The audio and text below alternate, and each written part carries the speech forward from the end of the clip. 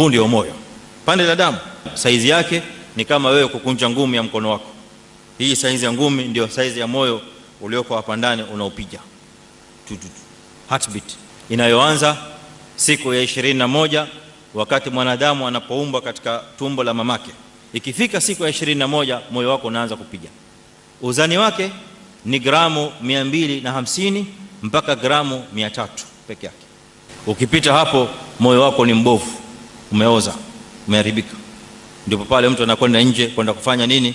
Amalia, anafanya surgery ya kubadilisha moyo. Ukipita uzani huo kwa siku moja, huo moyo unapiga damu kiasi cha lita 70,000 za damu siku moja. Mwanadamu tangu kuzaliwa mpaka afe, wataalamu wa science wanasema kiwango cha damu zinazopigwa na ule moyo tangu mwanadamu akiwa wiki ya 4 katika tumbo la mamake mpaka kufariki kwake ni damu ambayo unaweza ukaijaza katika matanki 200.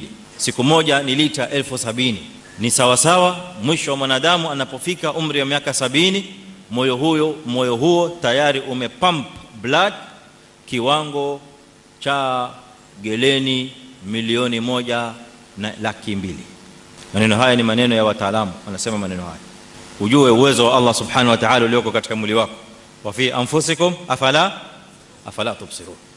Huu moyo unaofanya kazi hii Allah subhanahu wa ta'ala akauhifadhi, akauwekea layers, akauwekea membranes pale juu, endocardium, myocardium, pericardium, 3, ili upate kuhifadhika moyo wako.